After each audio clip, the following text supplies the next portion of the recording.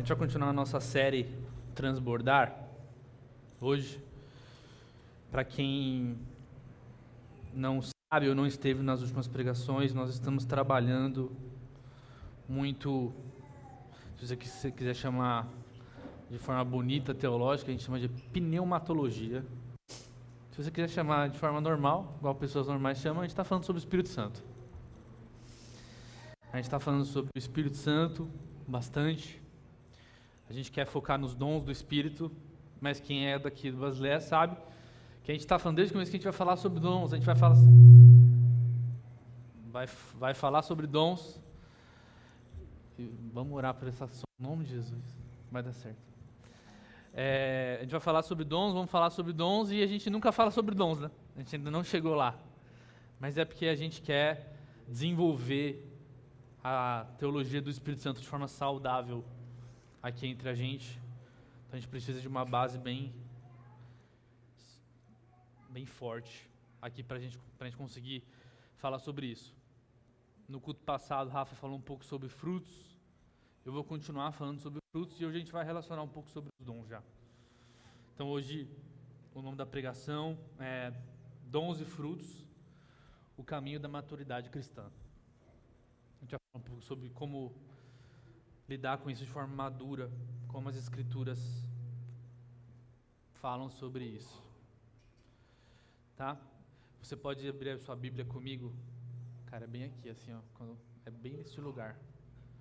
Aqui tem uma microfonia. 1 Coríntios 13. Quando os irmãos ajeitam o som aqui. Ainda que eu fale as línguas dos homens e dos anjos, se não tiver amor, serei como o sino que ressoa ou como o prato que retine. Ainda que eu tenha o dom de profecia e saiba todos os mistérios e todo o conhecimento, e tenha uma fé capaz de mover montanhas, mas não tiver amor, nada serei. Ainda que eu dê aos pobres tudo o que eu possuo, e entregue o meu corpo para ser queimado, mas não tiver amor, nada disso me valerá. O amor é paciente, o amor é bondoso. Não inveja, não se gloria, não se orgulha. Não maltrata, não procura seus interesses, não se ira facilmente, não guarda rancor. O amor não se alegra com a injustiça, mas se alegra com a verdade. Tudo sofre, tudo crê, tudo espera, tudo suporta. O amor nunca perece, mas as profecias desaparecerão. As línguas cessarão. O conhecimento passará. Pois em parte conhecemos, em parte profetizamos. Quando, porém, vier o que é perfeito, o que é imperfeito desaparecerá. Quando eu era menino, falava como menino, pensava como menino e raciocinava como menino. Quando eu me tornei homem, deixei para trás as coisas de menino. Agora, pois, vemos apenas um reflexo obscuro, como em espelho, mas então veremos face a face. Agora conheço em parte, então conhecerei plenamente, da mesma forma como sou plenamente conhecido. Assim, permanecem agora estes três: a fé, a esperança e o amor. O amor, o maior deles, porém, é o amor. Feche seus olhos, vamos orar de novo. Senhor, nós te agradecemos por esse tempo precioso aqui que nós temos para estar em volta da tua presença. Eu oro que a tua presença continue se manifestando entre nós. Que você possa manifestar a tua presença aqui através da tua palavra. Que eu não seja uma pedra de tropeço para os meus irmãos aqui, mas que a tua palavra fale mais alto. Que a tua palavra fira o nosso coração.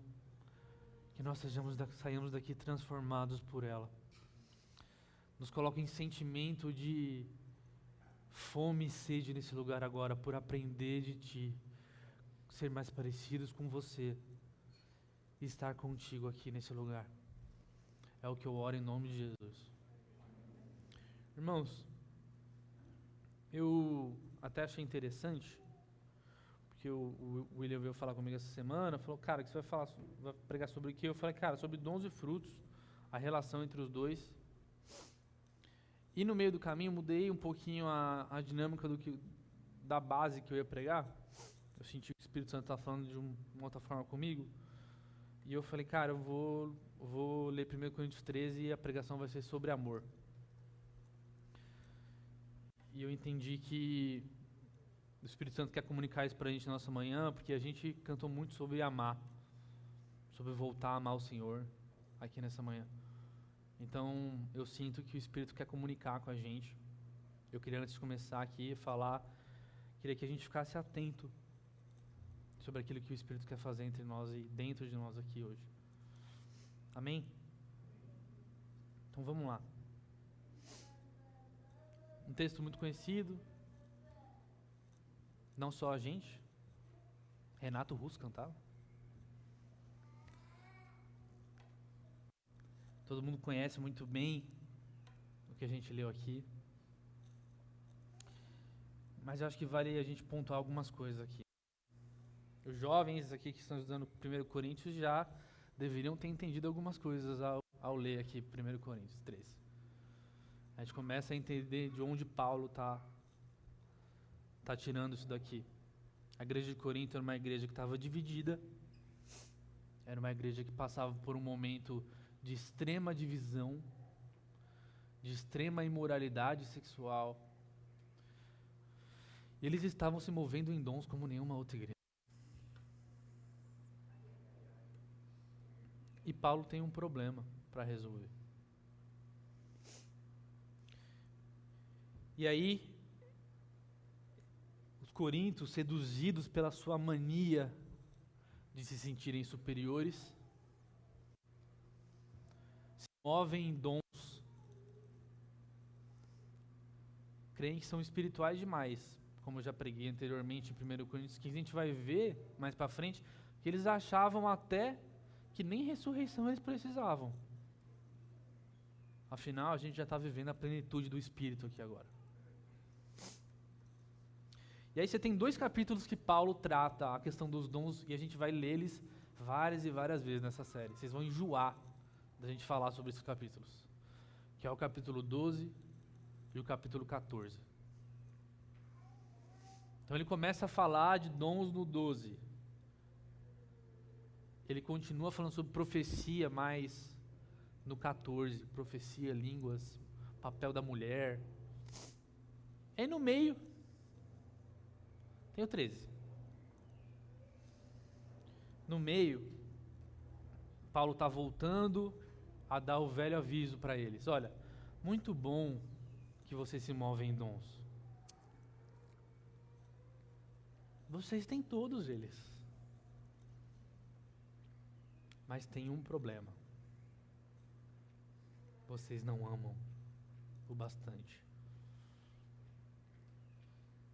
E o aviso de Paulo aqui é muito claro, irmãos. Vocês estão pensando igual ao mundo. Isso impossibilita vocês de amarem e viverem como o Senhor. E dons vão acabar, mas o amor permanece. A profecia vai acabar. As línguas vão parar. Você não vai mais precisar falar em mistérios com o Senhor. Afinal, um dia, se der tudo certo, você vai estar sentado com Ele. Mas o amor permanece. Paulo está gritando para eles, dizendo, isso é pequeno demais. O que vocês estão vivendo sem amor não faz sentido. A conta, igreja de Corinto, não está fechando. Vocês estão dando valor para o lugar errado, porque vocês não amam o bastante. E aqui a gente vai desenvolver essa ideia. Então fiquem comigo. Paulo não está repreendendo os dons. Ele não manda a igreja de Corinto apagar os dons, nem parar de manifestar esses dons, apesar da sua imoralidade. Ele está mostrando para ela assim, olha, vocês precisam amar para isso aqui ser do jeito certo. Então vamos desenvolver isso juntos aqui hoje. primeira coisa que eu quero falar é o papel do amor como fruto do Espírito. E aqui, semana passada o Rafa falou sobre os frutos do Espírito, mas eu queria trazer uma coisa que, se vocês não perceberam, vocês precisam ler a Bíblia de vocês. O amor é um fruto do Espírito. Eu gosto de definições, eu sou o cara de exatas, gente. Então eu gosto de definir coisas. Então eu vou trazer pelo menos algumas interpretações aqui do que é um fruto do Espírito. O Gruden, um teólogo continuista, traz para mim, talvez a melhor, junto com o Carson, uma definição importante. Eu vou ler ela para vocês aqui.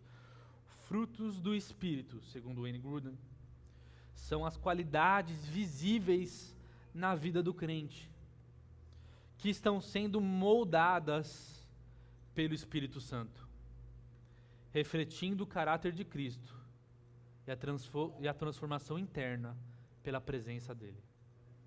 O Carson complementa: frutos do Espírito são resultado do Espírito Santo agindo na vida do cristão, produzindo virtudes morais, que indicam uma vida alinhada com Deus e que são evidência de uma fé viva e ativa.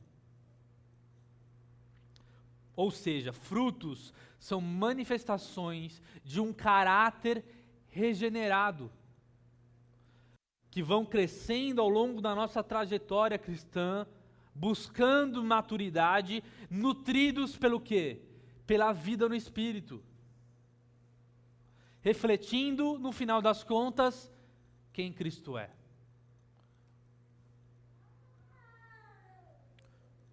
Pensem, já falei isso antes, mas não é à toa que a palavra fruto está sendo usada aqui. O fruto é o que qualifica uma árvore. Quando nós vemos o fruto, nós sabemos qual tipo de árvore ela é. Certo?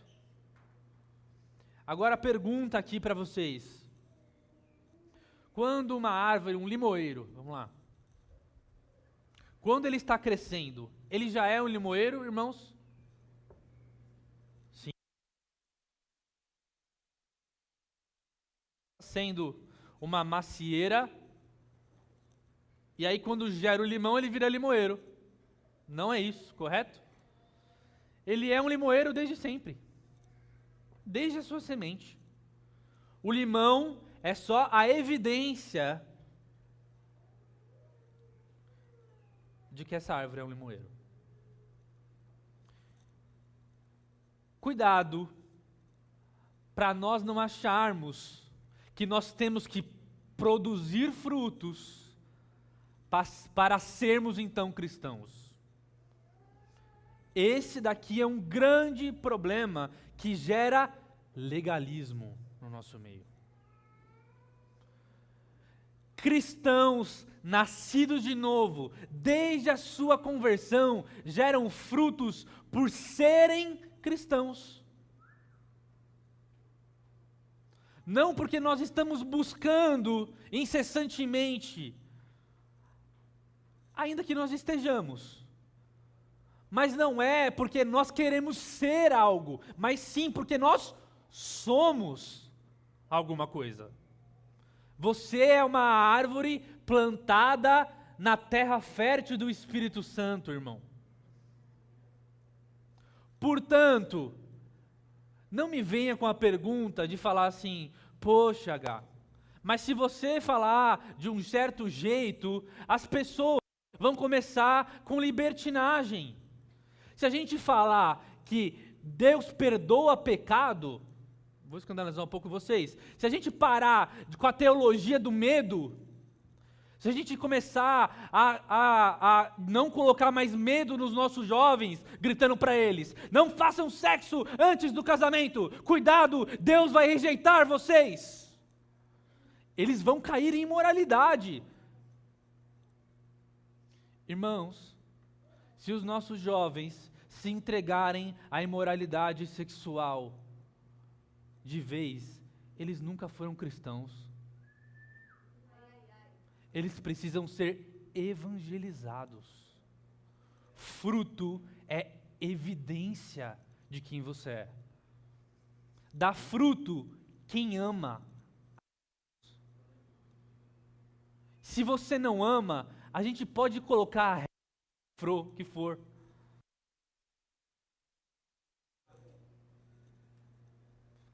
Você vai quebrar a regra. Sabe por quê? Porque só tem uma chance. Só tem um único modo de você conseguir viver a lei de Deus. Sendo empoderado pelo solo fértil do Espírito Santo. Então, fruto é evidência de um caráter. E eu quero que a gente deseje isso. A gente vai desejar ardentemente ser transformado. A gente vai chorar quando a gente pecar. A gente vai chorar quando a gente não for manso. A gente vai chorar quando a gente faltar em amor. Mas isso é porque a gente é crente. Não é porque a gente está querendo parecer alguma coisa que nós não somos. Chega de máscaras, irmãos. A gente precisa aparecer daquilo que a gente é nutrido. Nós temos que ser árvores nutridas do Espírito Santo para gerarmos o quê? Frutos do Espírito Santo. Agora voltando, qual o papel do amor em tudo isso, cara? Porque Paulo vai confrontar a igreja de Corinto, e ele não fala de todos os frutos, ele fala do amor. Vamos visitar aqui comigo a palavra de Deus e a teologia paulina sobre o amor. 1 Coríntios 13, a gente leu assim: assim permanecem essas três coisas: a fé, a esperança e o amor. O maior deles é o amor. Perfeito. Colossenses 3, do 12 ao 14. Revesti-vos, pois, como eleitos de Deus, de ternos afetos de misericórdia, de bondade, de humildade, de mansidão, de longanimidade, e acima de tudo, revesti-vos do amor, que é o vínculo da perfeição. E por fim, Gálatas 5, que o Rafa leu na semana passada.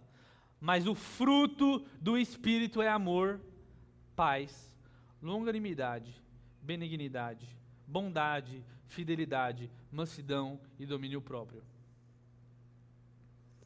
Sabe por quê, irmãos? Porque Paulo está falando sobre o amor, ele não resolveu falar sobre alegria, paz, longanimidade aqui. Porque se você ler se você ler Gálatas 5, você vai entender que o fruto no singular do Espírito. E aí ele começa a citar depois: paz, longanimidade. O amor não é o primeiro. Eu vou pegar o microfone aqui, gente. O amor não é o... Olha só. O amor não é o primeiro fruto à toa. Todos os outros frutos são derivações. Tem que passar pelo amor. O amor, segundo Paulo em Colossenses, apesar dele colocar por último em Colossenses, ele termina dizendo o quê? Mas o amor é o vínculo da perfeição. Igreja de Corinto, o amor é raiz e fundamento para que vocês frutifiquem. E como vocês não amam, vocês não geram frutos. Carson diz: o amor é o primeiro da lista, não por acaso, mas porque ele é o solo em que todos os outros frutos crescem. O Stott também usa uma comparação muito boa que eu gosto, que ele fala assim: o amor é o primeiro e o maior de todos os frutos, porque ele é a maior característica da vida cristã. Os demais são como raios que partem desse sol, que é o amor. Paulo está dando um aviso muito sério à igreja de Corinto. Ele está dando ensino de dons, falando assim, olha, beleza, vocês estão se movendo nos dons espirituais, mas vocês não amam, o solo de vocês é infértil. Vocês estão comigo, gente? Amém?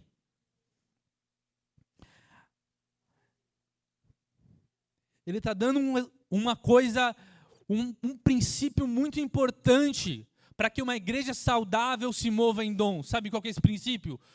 Frutos são eternos, dons não. É o princípio básico para que uma igreja saudável se mova nos dons espirituais. Frutos são eternos, dons não são. A equação, eu falei que eu sou de exatas, da igreja de Corinto estava totalmente desbalanceada. A medida espiritual deles estava toda errada. E Paulo está falando assim, olha, vocês não amam.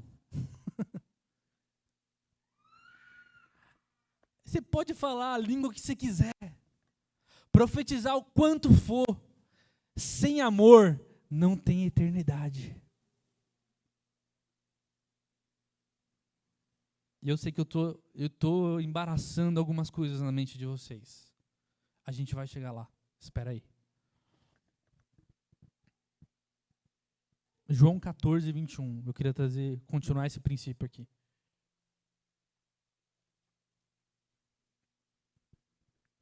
Quem tem os meus mandamentos e lhe obedece, esse é o que me ama. Aquele que me ama será amado por meu Pai, e eu também o amarei e me revelarei a ele. Aqui, esse é o verso que a galera usa muito errado, né? A gente inverte a ordem exatamente no que eu acabei de falar aqui. Quem guarda os meus mandamentos me ama. É aquele que me ama. Só que a gente não está entendendo que João está apontando para alguém que ama e falando assim, olha, ele guarda os meus mandamentos porque ele me ama. E a gente inverte a ordem. A gente pega alguém que não ama e fala assim, olha, para você amar, você tem que obedecer os mandamentos. Irmãos, guardem isso no coração. Tentar fazer alguém que não ama a Deus obedecer mandamentos é escravizar alguém.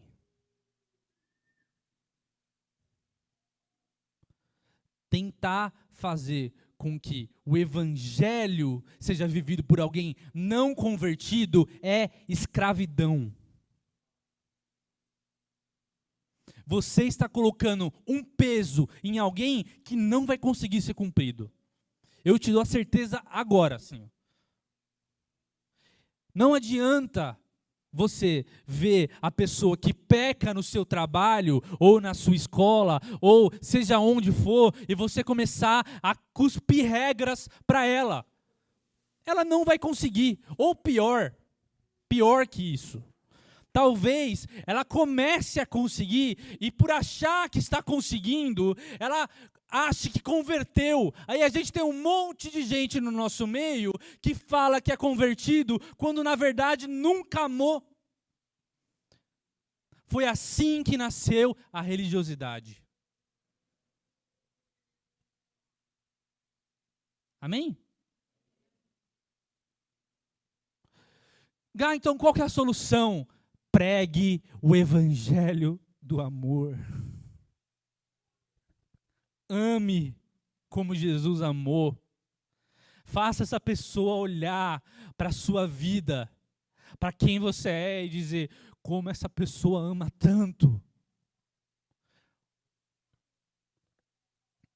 Os coríntios estavam se movendo em dons e sentando em mesas de orgias, irmãos.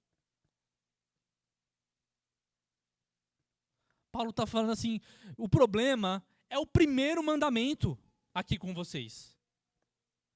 Não é o segundo ou o terceiro, é o primeiro.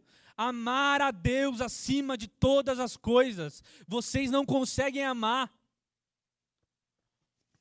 E aí entendam isso também, porque às vezes nós tentamos amar o outro sem amar a Deus. Também não vai dar certo. Você vai ferir o outro.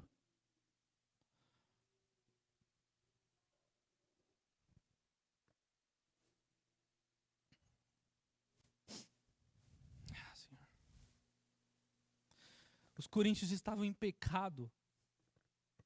Eles andavam em pecado. Porque eles amavam de menos. Eles amavam pouco. Detalhe, assim, para quem está estudando Coríntios com a gente leu lá no capítulo 7 que os maridos não estavam querendo fazer sexo com as suas esposas por causa de um jejum espiritual. Aí Paulo tá olhando para esta igreja e falando assim, olha, vocês não amam a Deus, nem ao outro. Então, também entendam outra coisa aqui, irmãos. Fazer coisas para Deus não é amar a Deus. Você pode ser um legalista em que odeia o outro e jejua todos os dias. Você pode não amar a sua esposa e o seu filho e ser um grande pregador. Paulo está falando, vocês não amam de verdade. Eu não estou falando que a gente vai ser perfeito para fazer coisas, mas eu estou falando que tem que ter um anseio no nosso coração. Quem ama, amor dói também, irmão. Amar machuca. Quem é casado sabe. Não é fácil. Você tem que se doar, você tem que ceder. Você fere o outro. Quem ama a Deus está em constante processo de olhar para o Senhor e falar, Senhor, eu te feri mais uma vez. Mais uma vez. Esse tal desse domínio próprio aí. Não funcionou. E faz parte, o evangelho é isso, é esse constante momento de perdão, do Senhor nos resgatando, do Senhor tocando em nós pobres, perdidos, pecadores, mas cheios de um único anseio. Eu quero amar a Deus e eu quero amar o outro. Amém? Não é à toa que Jesus, quando perguntam para ele, como que você resume a lei, Jesus? Ele fala, ó, tem 2 mandamentos aqui que são mais importantes. Amar a Deus e amar o outro. Todos os outros vão fluir desses 2 aqui. Não é à toa que João vai escrever na sua carta falando, quem fala que ama a Deus e odeia o seu irmão é um mentiroso. Não ama nada.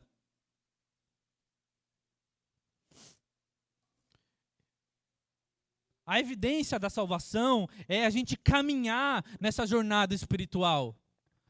A evidência da salvação, às vezes, não vai ser o fruto do jeito que você espera. Sabe o fruto que a gente vê de vez em quando? Que é um grande fruto? Arrependimento. Aquele que se arrepende vai sempre ter a mão do Senhor para levar ele pelo caminho.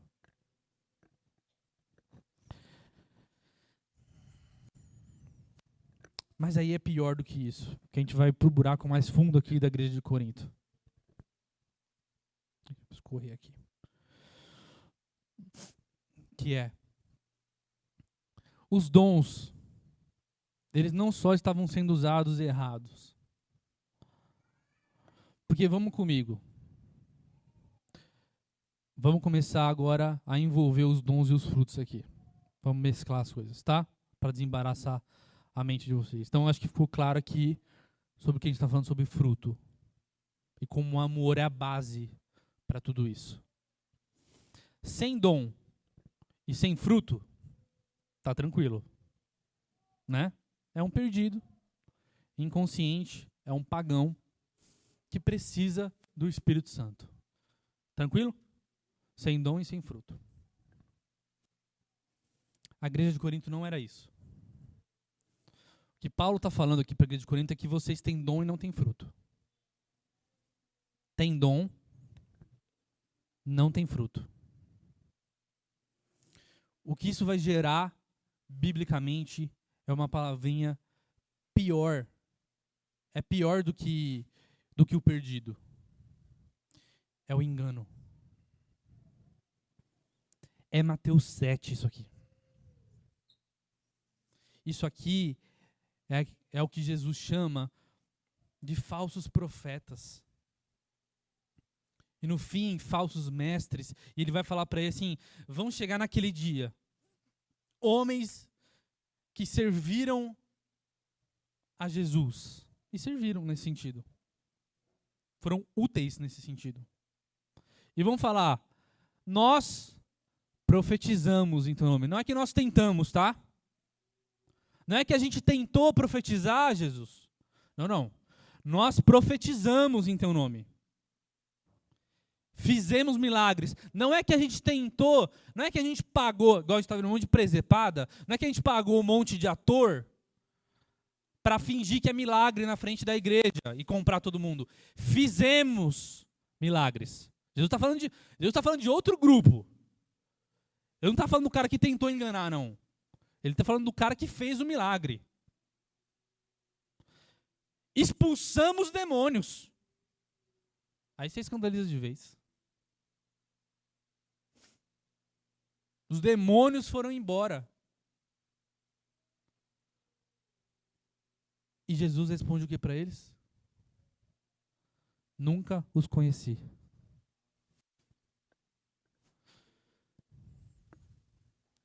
Irmãos, o uso dos dons sem os frutos gera engano. Gera a falsa sensação de salvação.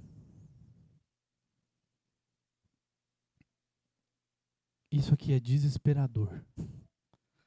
Isso aqui deveria deixar a gente desesperado nesse momento agora. Eu vou tentar acalmar o coração de vocês até o fim da pregação. Mas agora você deveria estar desesperado.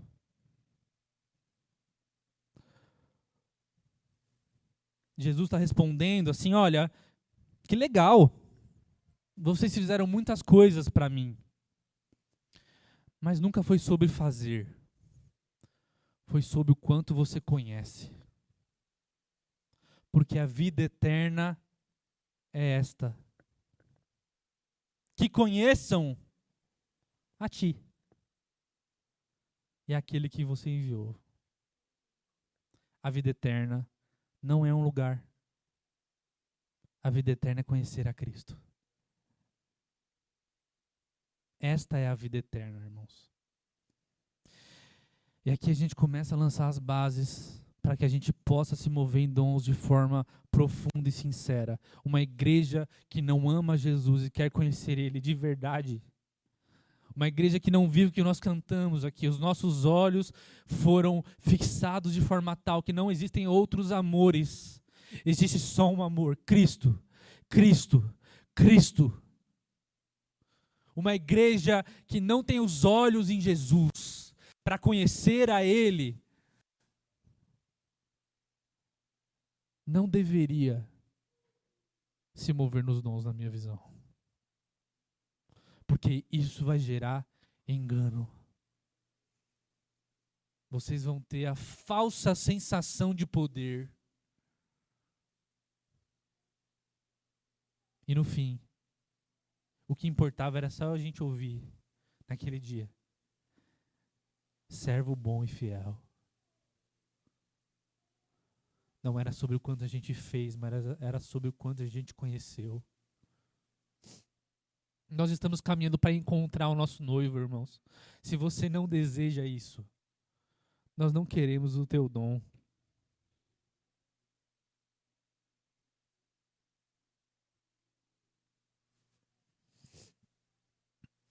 Então vocês entendem o que a gente está fazendo aqui? Vocês entendem por que eu estou fazendo isso aqui hoje? Porque a gente precisa ser uma igreja que vai se mover, e eu acho que é muito importante, eu vou já defender isso aqui agora, porque parece que eu estou falando contra os dons. Eu não estou, nem Paulo estava. Mas a gente precisa vir do lugar certo. A gente precisa construir um terreno fértil aqui entre a gente, para a presença do Espírito Santo. Sabe por quê, irmão? Quem ama Jesus de verdade o bastante, não tem medo de ser corrigido. Afinal, você se moveu nos dons por quê? Era pelo seu próprio ego? Você não aceita quando você profetiza e alguém fala assim, irmão, eu acho que não faz sentido o que você está falando. Por que você não aceita?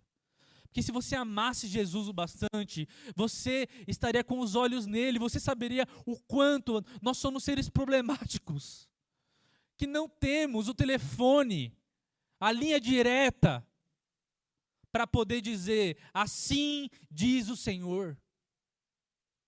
Sempre vai ter o homem na equação, e amém por isso. Mas nós precisamos ser uma igreja que ama o bastante para corrigir e ser corrigido em relação aos dons. A igreja que vive o sobrenatural é uma igreja que sabe ouvir quando alguém pelo Espírito Santo diz, cara, não fez sentido isso aqui. Cara, pede perdão, o irmão se sentiu ofendido. Não foi edificante isso aqui. Porque quando a gente entra na área dos dons, parece que desce uma coisa, que aí parece que a gente é todo mundo possesso pelo Espírito Santo, e ninguém pode falar de ninguém. Porque quando ele pregou ali, naquele lugar santo, a gente esquece que Jesus rasgou o véu do templo, a gente volta a ser, parece que todo mundo é o sumo sacerdote levítico dentro do Santo dos Santos. E a gente esquece que o modelo de interação do Novo Testamento é diferente do Antigo Testamento, irmão. Você não pode dizer assim diz o Senhor. Toda vez que alguém disse isso, virou Bíblia.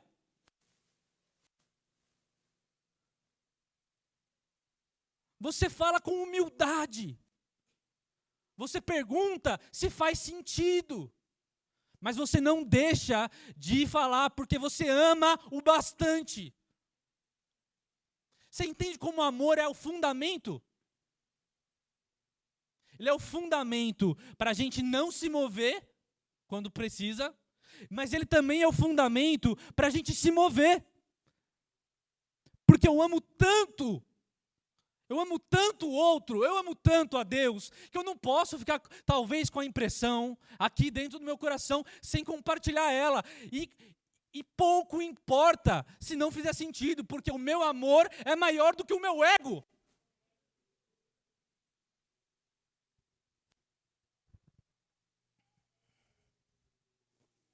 O Evangelho é a base para caminhar nos dons, irmãos. É o Evangelho do amor, 1 Coríntios 12, 7. Vamos começar a entrar na teologia de dons. 1 Coríntios 12, 7.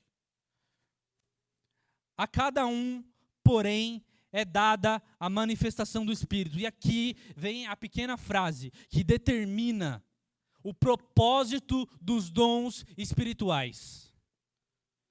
Visando ao bem comum.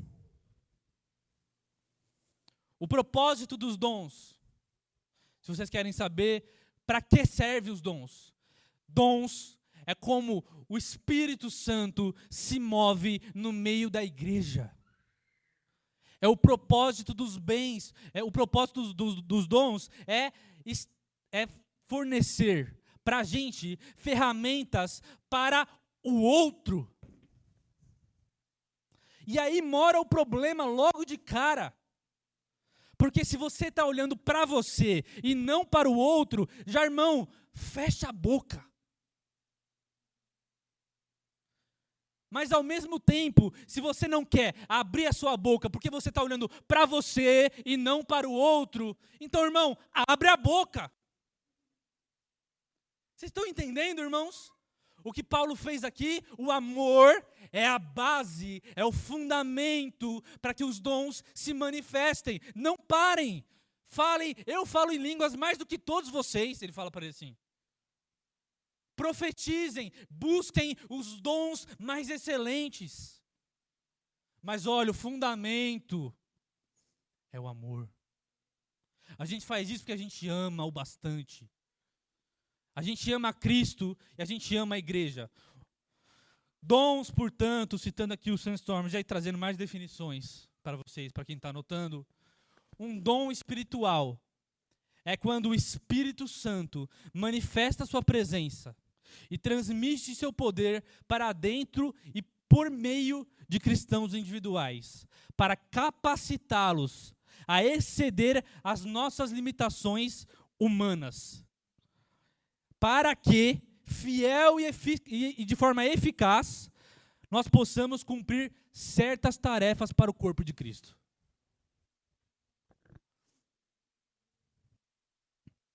E aqui vocês podem ter algumas perguntas que eu já queria matar aqui.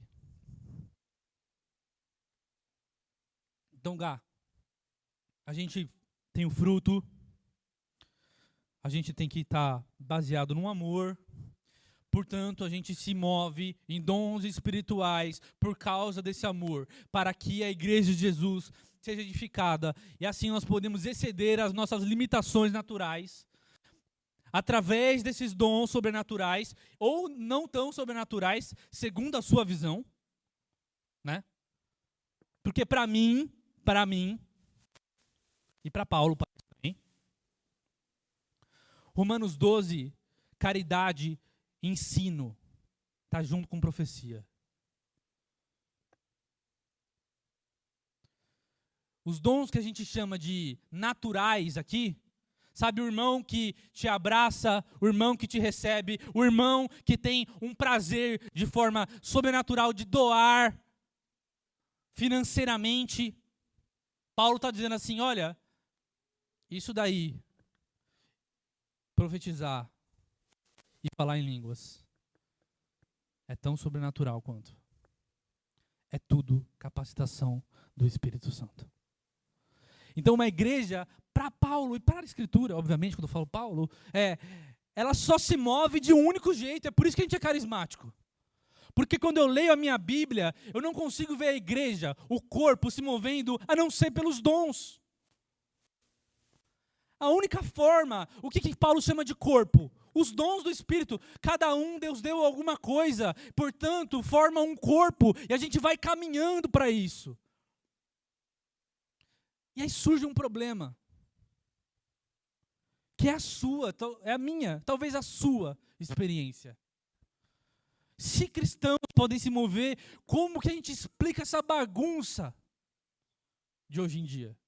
Se é para o corpo de Cristo, e essa bagunça de gente que não é crente, que pode falar que é, mas que profetiza certo. Primeira coisa que eu queria falar. Ai. Eu posso ser linchado pelo que eu vou falar aqui, mas vamos lá.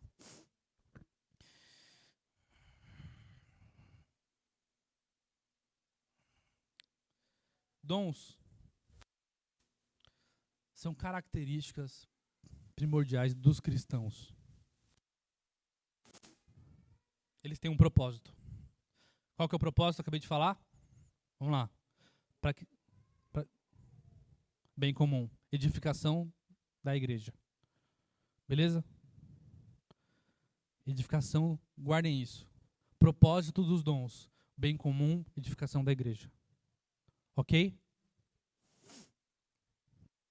Porque quando o Paulo está falando de bem comum, ali em 1 Coríntios 12, ele está no contexto da igreja de Corinto. Então a gente não pode também, assim, ele está falando da igreja.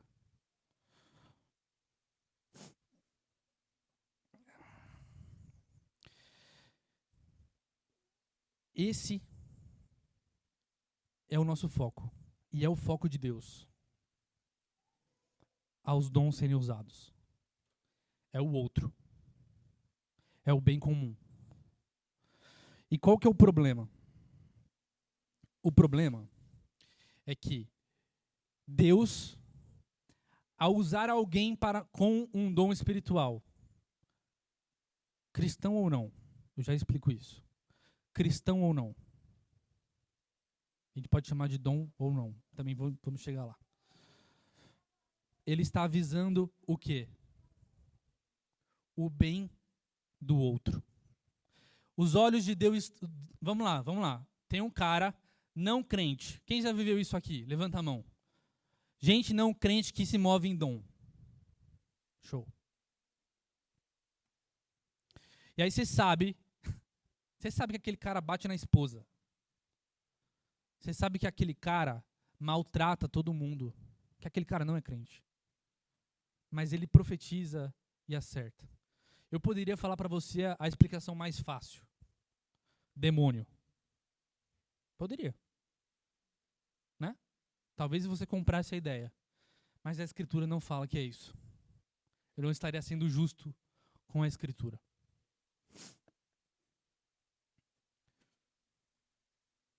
Esse cara profetizou. Deus está olhando... tem a equação. Tem o cara não crente profetizando. Tem uma outra pessoa aqui. Sendo o quê? Edificada pela profecia desse cara. Que é um não crente. Deus está olhando para quem? Para o outro. O problema número 1 é que os nossos olhos se fixam aqui. Enquanto Deus está olhando para cá. Deus não está preocupado com o instrumento de edificação, mas com aquele que está sendo edificado. É isso que a Bíblia fala. Profetizaram, o demônio foi embora, os milagres aconteceram, o outro foi abençoado, enquanto o instrumento foi condenado ao inferno. Deus não tem nenhum apego a mandar pessoas que ele usou ao inferno. Verdade bíblica para vocês. Então, aqui, vocês querem começar o ensino, vamos começar a se mover em dons de forma plena, vamos começar de forma certa? A gente tira o olho daqui e passa o olho para cá.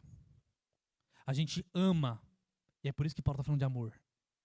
Ama. O amor olha para o outro. Então, quando um cara profetiza de forma certeira o bastante, não quer dizer nada sobre a vida dele. Não importa o quão certeiro ele foi. Se alguém um dia te perguntar assim, você viu aquele irmão? Que bênção. Não sei. Poderia dar alguns exemplos aqui, mas eu não vou dar porque está gravando.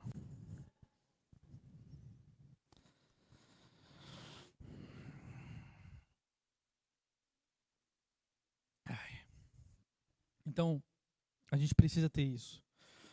E para mim tem um conceito, que eu vou encerrar falando sobre ele, já, que é o conceito de graça comum. Que a gente precisa ter claro isso aqui. Isso vai resolver a nossa equação aqui. Isso talvez resolva o seu dilema com os dons espirituais. É o conceito de graça comum. Graça comum é a graça de Deus, pela qual Ele concede às pessoas inumeráveis bênçãos que não fazem parte da salvação. Então fiquem comigo aqui. Comum aqui, quando eu falo graça comum, é no sentido de ordinário. Ou seja, não é no sentido de ordinário, é no sentido de que não se restringe a um grupo ou outro, é comum. É comum entre cristãos e não cristãos. Existe uma graça comum despejada no mundo. Essa graça, ela impede que o homem se deteriore por conta do seu pecado de forma mais rápida. Existe uma graça de Deus que ainda sustenta o mundo. Eu estou dizendo para vocês que sem essa graça que sustenta crentes e não crentes, o mundo estaria muito pior do que está. E aí você começa a entender como Deus tem o controle das coisas. Porque quer dizer que na grande tribulação, isso é um parênteses nada a ver, mas na grande tribulação, quem vai tirar um pouco da sua graça comum para que o problema piore é quem? Deus. Quem controla o diabo então, gente? Deus.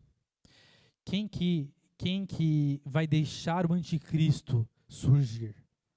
Deus.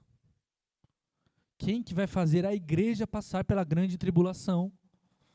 Deus. Deus está no controle da história, fica tranquilo, irmão. Ele consegue controlar isso aí. Então tem a graça comum. Vocês estão comigo? Está beneficiando a igreja. Se não fosse a graça comum sobre pedreiros que construíram salões de igreja, a igreja talvez não estivesse aqui. A graça comum de músicos que influenciaram a cultura musical do mundo todo. E não eram crentes. Mas que influenciaram todos os músicos que hoje tocam nas igrejas. Graça comum. Artistas. Eu poderia falar sobre várias áreas. Sabe aquela pessoa que você fala assim, olha, poxa, essa pessoa é uma pessoa amável, né? Eu não vou usar a palavra aqui porque você vai usar, é uma pessoa boa. Não é não. Não é boa. Mas normalmente a gente está vendo pessoas que estão debaixo desta graça comum. Só que tem um problema, graça comum não salva. Graça comum não salva. A gente poderia fazer uma distinção entre a graça especial e a graça comum, como o Gruden faz. A graça especial é aquela que alcança os homens, convence do pecado e tira eles do lamaçal. Graça que nós recebemos aqui, amém? E aí a pergunta que fica já encerrando, dentro dessa graça comum,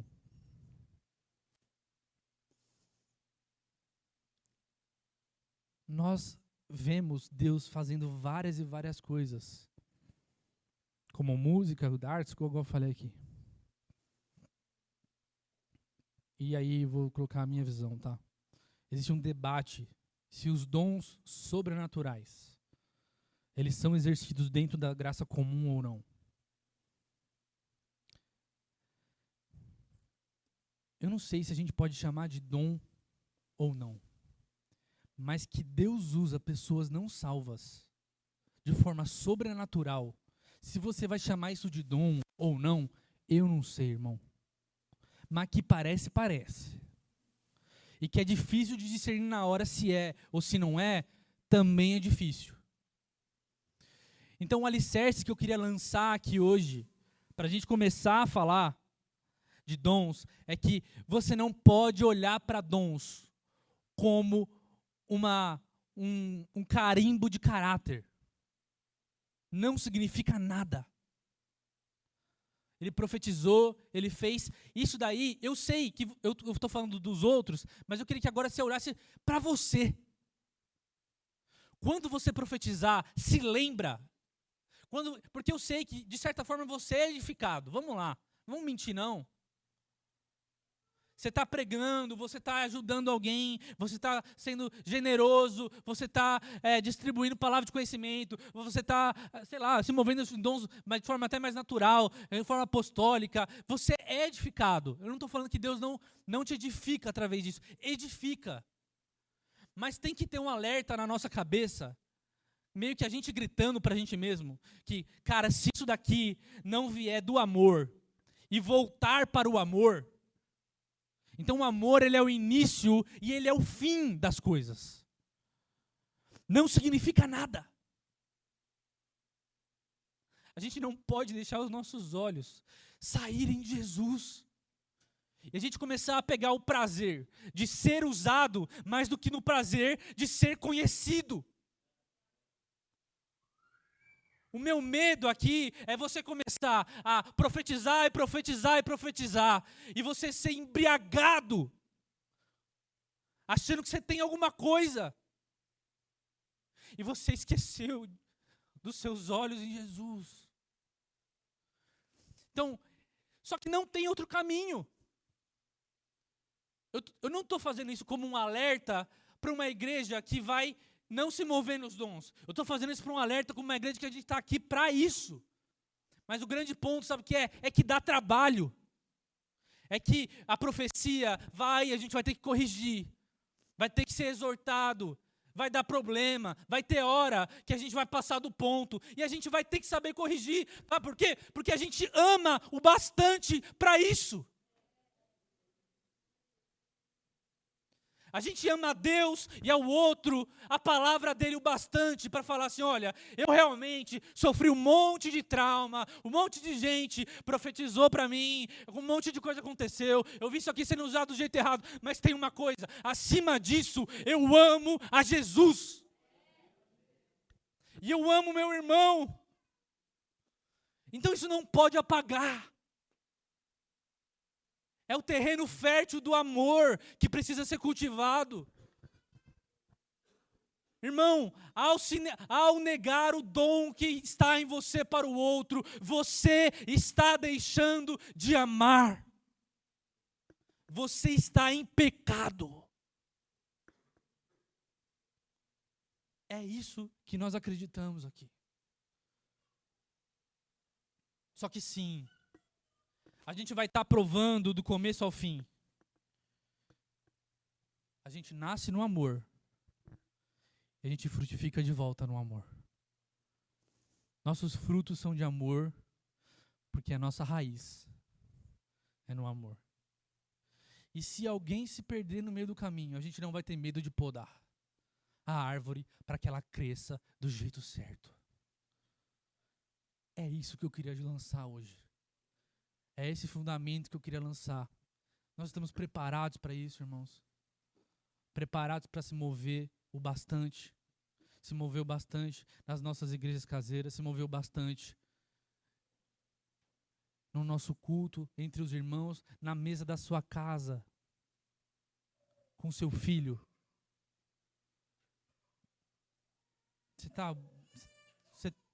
Você consegue entender isso?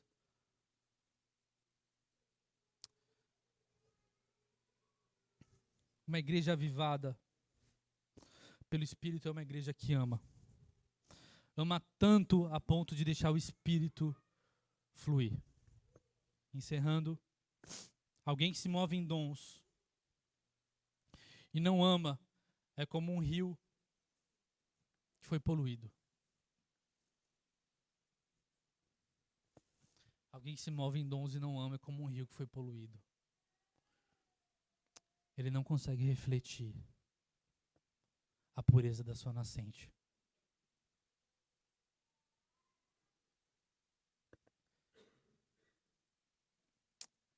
Chega dos excessos, mas também chega dos apagamentos. Uma igreja que ama bastante, uma igreja que não tem medo de se mover no Senhor. Amém? Feche seus olhos comigo.